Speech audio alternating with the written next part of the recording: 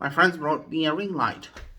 You can't really notice the difference if it's on or off in sunny weather like this.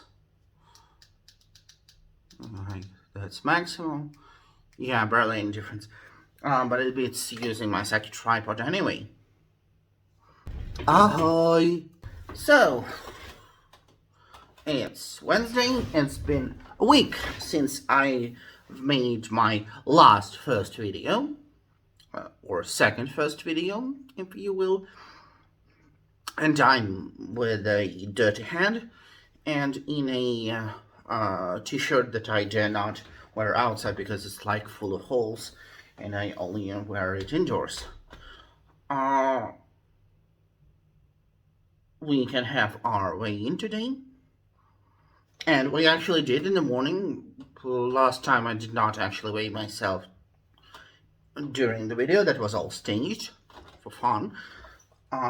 And right now I am going to show you the results. Here it is in kilos and here it is in pounds.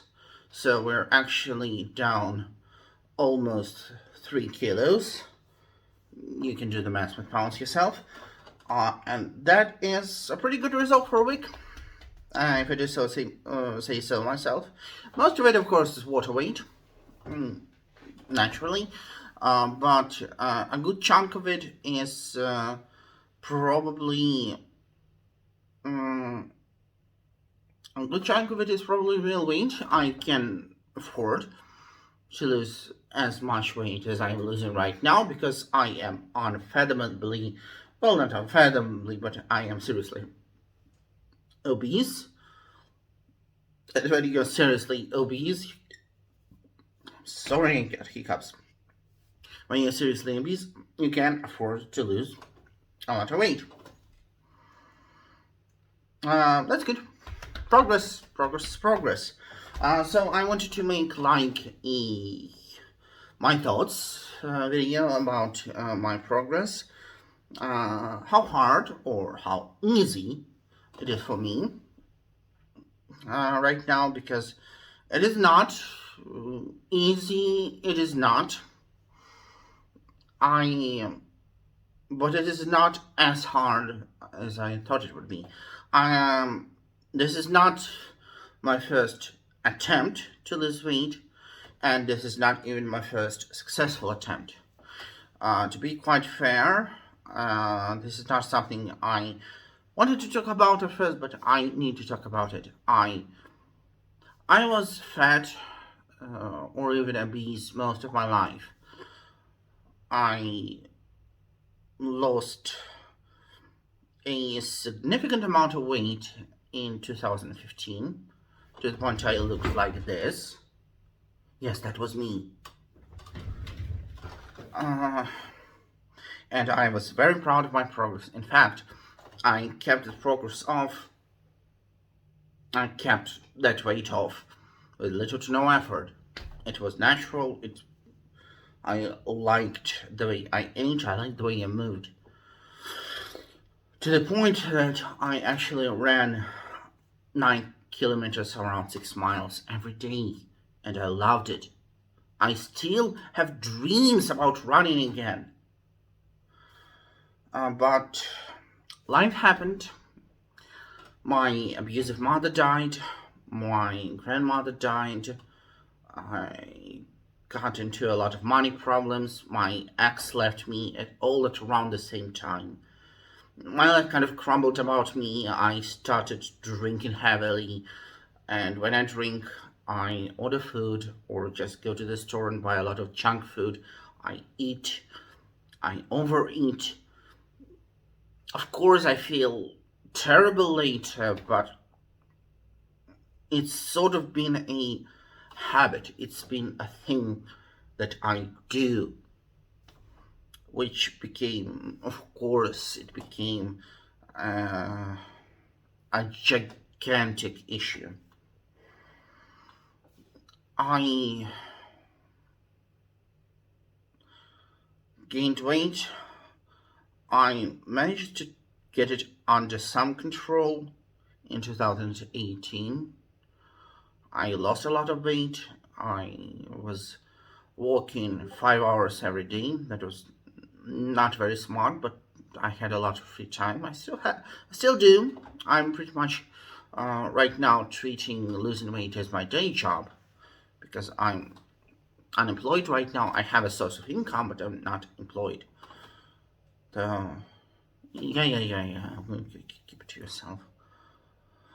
I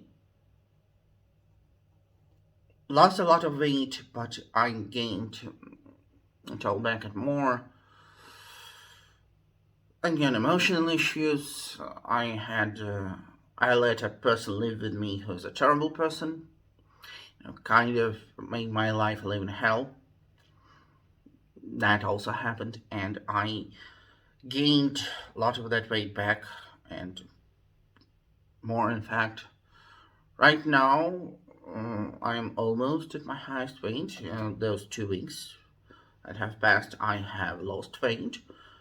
So not at my highest, but mm, like even like a year ago, I wasn't this fat. It's depressing, but it's conquerable. It's something I can overcome. I I am very distracted by my chin. You know, I want to bring this up. Gaining weight is so unfair because you can never predict where it goes. Some people just carry it all in the midsection, some carry it all in their hips or ass. Mine it just goes straight to the face. Look at this. This is terrible. Yeah. Uh, I tried losing weight last summer and I did a few things wrong and I'm trying to avoid this time. So, what I'm doing different this time, first and foremost, I am mostly giving up alcohol. I had one glass of beer uh, 2 days ago when I was out with my friends. It was expensive beer, and I intentionally had it like I'm getting one glass of beer, I'm getting it for the taste, I'm savoring it, and that will be it for the week. Just like putting a kibosh on it. Uh, so far, I had a few epiphanies about drinking. I've been rethinking drinking as a whole a lot lately. Like, it took like 1 week of being sober that I realized that drinking did nothing good for me. Well, that's obvious for anyone, but I mean, like, I do not even know why I've been drinking as heavily as I was.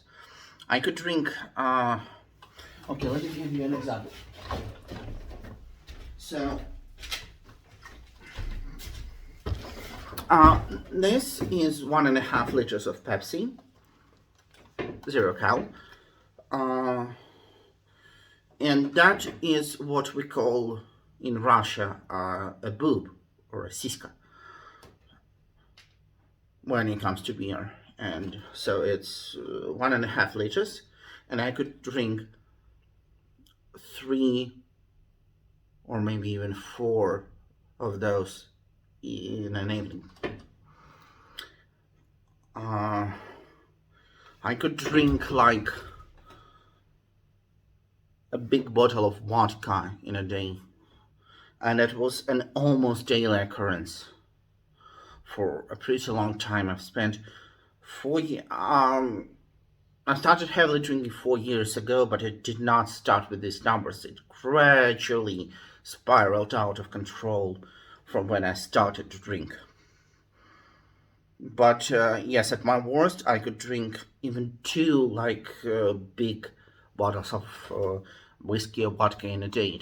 It was insane, and the insane thing was that I was for some reason proud of it. Like there was a slight hint of pride at being able to drink as much as I did. And that was it's like it's insane to think about. That is not normal human behavior, and that is realizing that, thinking about that, helps me stave off those few times that I do get a desire to drink.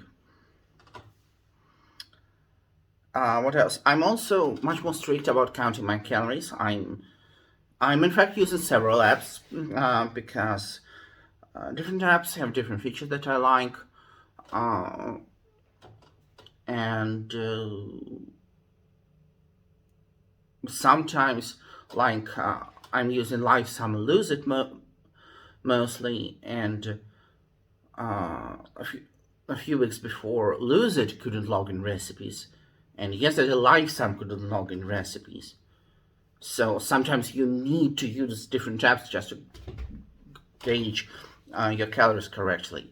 Of course, my plan is to get used to the amounts that I eat, and then stop using these apps in like a few years, probably sooner, maybe a year or two. Uh, and just generally switch to more intuitive, more normal human eating. But right now, I'm in a situation where I do not know. My hunger cues are all out of whack. I do not know how much I need to eat. So I need those calorie counting apps to help me keep me on track. I am also cooking at home more. I am trying to stop ordering food. I can't completely cut out fast food. I can't completely cut out going out with friends, but I am trying to just count calories when I'm out, and either choose healthier options or make my options healthier. Like, I order a burger, and I take the buns out because that's where carbs are, and you don't really need all those extra fast carbs. Um, and it just in general saves you like from 100, around 100, maybe even 200 calories depending on the burger. And still, I know that if I'm eating a burger, that's probably half, especially like not in McDonald's where they can be quite small, but like in a proper burger place, I try to I keep it in my mind that's probably half my daily calories, if not more, in just one burger. And I weigh in my options. Should I eat that? Should I not eat that? I've been cooking at home a lot more. I'll probably show you my cooking one of these days, but not right now. It's nothing special. Uh, I also, yeah, I struggle with delivery a lot because when I drank all that alcohol, I usually ordered takeout, and a lot of it, because ooh, if you order this much, you get a discount. You get a free pizza. You get free that. You get free this, and you know how those apps work, which did not contribute did not contribute to my weight loss in a healthy way. I did order food during the time I ordered pizza, specifically Roman style, like oval pizza. It's in those smaller boxes. I ordered four of those because discounts, all that, on the Saturday, and I'm still eating them, and there's still some left. So it took me 4 or 5 days to finish them. So like, yeah, it's close to one pizza a day, but then again, you have to remember, they actually list the calories, and it's around 8 800, 900 calories per pie.